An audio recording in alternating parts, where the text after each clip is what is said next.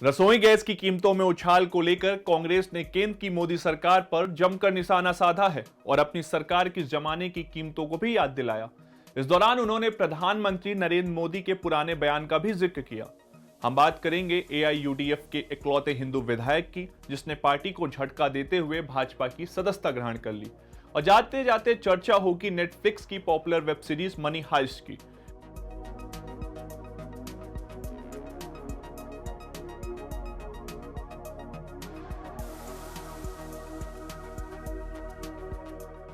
नमस्कार, news room में आप सभी का स्वागत है। कांग्रेस ने घरेलू रसोई गैस सहित आवश्यक वस्तुओं की कीमतों में वृद्धि को लेकर मोदी सरकार पर निशाना साधा। राहुल ने पहले ट्वीट के माध्यम से और फिर प्रेस कॉन्फ्रेंस के जरिए हमला बोला और यूपीए सरकार का भी जिक्र किया। राहुल गांधी ने कहा कि देश इस अन्याय के खिलाफ एकजुट हो रहा है। सब्सिडी वाली रसोई गैस सहित सभी श्रेणियों में एलपीजी कीमतों में बुधवार को 25 रुपए प्रति सिलेंडर की वृद्धि हुई। 2 महीनों में भी कम से कम यह तीसरी बार है जब गैस सिलेंडर के दाम में इजाफा हुआ है। राहुल गांधी ने कहा कि किसानों, श्रमिकों, छोटे कारोबारियों, एमएसएमईज, नौकरी पेशा वर्ग का विमुद्रीकरण किया जा रहा है। प्रधानमंत्री नरेंद्र मोदी के 4-5 मित्रों का मौद्रीकरण किया जा रहा है। एलपीजी गैस का दाम 2014 में यूपीए के सत्ता में रहने के दौरान 410 रुपए प्रति सिलेंडर था और अब 885 रुपए हो गया है। वहीं राहुल ने कहा कि पेट्रोल, डीजल और रसोई गैस की अंतर्राष्ट्रीय कीमतें 2014 के मुकाबले नीचे हैं, लेकिन भारत में दाम लगातार बढ़ रहे हैं।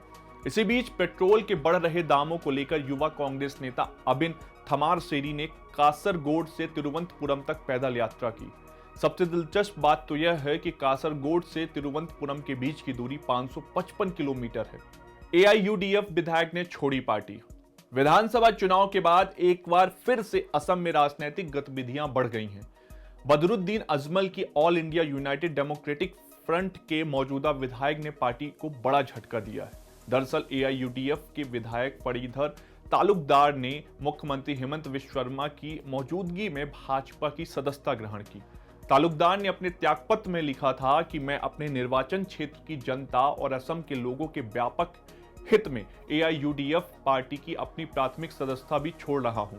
भवानीपुर निर्वाचन क्षेत्र के एआईयूडीएफ विधायक ने पिछली विधानसभा चुनावों में कई बार इस सीट से निर्दलीय उम्मीदवार के रूप में चुनाव लड़ा था और असफल हुए थे। बाद में वह एआईयूडीएफ में शामिल हो गए। इस साल चुनाव में उतरे। आपको बता दें कि इस बार के चुनाव में एआईयूडीएफ के इकलौते हिंदू नेता ने चुनाव जीता और अब पार्टी को अलविदा कहकर भाजपा की सदस्यता ग्रहण कर ली है। जाते जाते बात मनी हाइस्ट की होगी। स्पेन की असफल सीरीज में से एक मनी हाइस्ट का केस लगातार बढ़ता जा रहा है। आपको बता दें कि नेटफ्लिक्स के आने के बाद मनी हाइस्ट की लोकप्रियता एकदम से बढ़ गई और विरोध प्रदर्शनों में भी मनी हाइस्ट के गेटअप का इस्तेमाल होने लगा। बेला चाओ गाने पर लोग थिरकने लगे। भारत में भी इसकी लोकप्रियता काफी ज्यादा बढ़ी है। इसके 4 सीजन पहले ही आ चुके हैं, जिसके बाद 3 सितंबर को इसका फिनाले सीजन आ रहा है, जिसको लेकर जयपुर की एक आईटी कंपनी ने वेब सीरीज देखने के लिए छुट्टी का ऐलान किया है। दरअसल आईटी कंपनी बर्वे लॉजिक ने वेब सीरीज के 5वें सीजन को देखने के लिए 3 सितंबर को अपने कर्मचारियों के लिए छुट्टी घोषित कर दी है।